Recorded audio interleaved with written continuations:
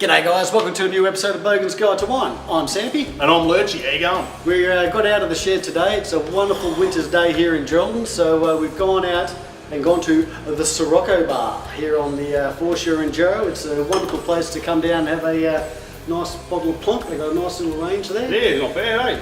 And So we're going to get Sirocco. Get Sirocco rolling.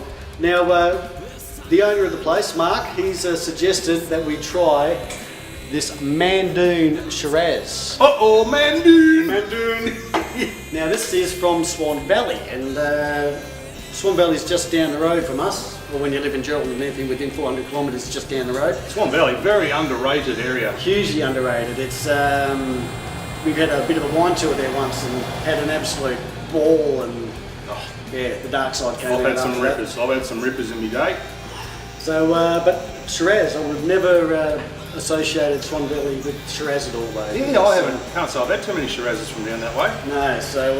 but there's some old parcels of land down there and old vines, so it should be interesting. Well, funny you should say that, because this is an old vine Shiraz. So what can you tell us about old vines quickly, Luigi? Old vine, it is like it sounds, it's an old vine, but the older the vine is, the more of the terroir it gets used to it.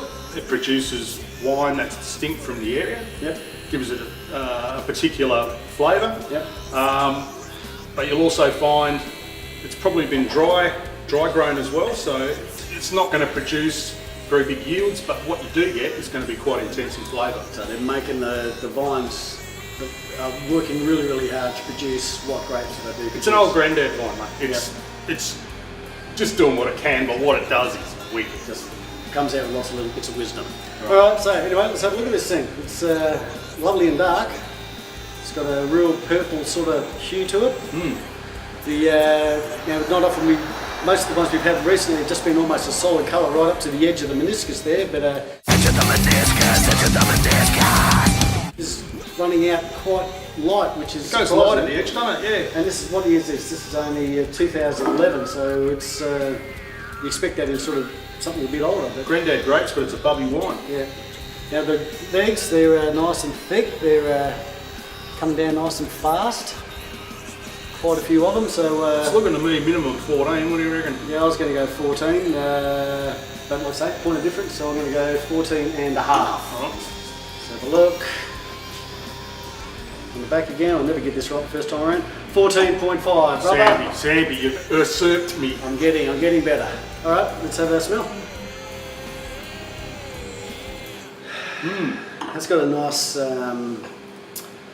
subtle sort of smell, hasn't it? Yeah, it is subtle. It's not like a big Barossa Shiraz that jumps out and grabs you by the nose and bangs you on the table. That's nice. It's got a very elegant sort of Elegance. bouquet to it. Elegance, a very good word. Now, what did you say earlier? It's plummy. Yeah, it's got a quite like intense plummy sort of flavours. And the first time I smelled it, it smelled a bit like a port on the finish. But Yeah. All right, let's have a taste.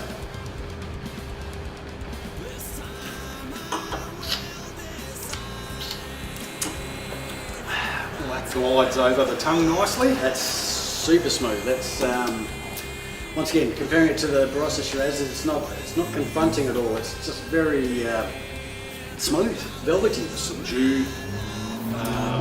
It's a very relaxed sort of. It's a pretty warm day today, and it's not really red wine drinking weather, but you'd empty this in nothing. Yeah, not a problem. Not a problem. Very easy drinking, and it's good stuff. It's great to have something from the Swan Valley that's a little bit different. So, got anything more to add on there? What do you reckon, mate? Out of 10? Out of 10, I'm just feeling that length. The length is keeps on rolling on those. I'm just imagining a pepper-crusted kangaroo fillet with this. That's what I'm... Pepper crusted kangaroo. I've had my share of kangaroo. I haven't had it pepper crusted before, so. Oh, no, neither have I. I'm just imagining that it'd work. I was thinking you're going to us over and have it. Well, later on. All right, so yeah, that's good, and I'm going to give that a good 8.5 maybe. I'll give it an 8. Yeah. It's not really my cup of tea. I'm not a Shiraz man, but for us, it's super easy drinking. I'll tell you what, it's got everything there. 10 years down the track to be very, very tasty. Yeah. And those tannins just slightly grip holding your tongue. It's good stuff. So, come down to the Sirocco bar, grab yourself a bottle of Mandoon from Swan Valley, and you'll have a good time. Till next time, this has been Bogan'S Guide to Wine. Catch you later. Ron.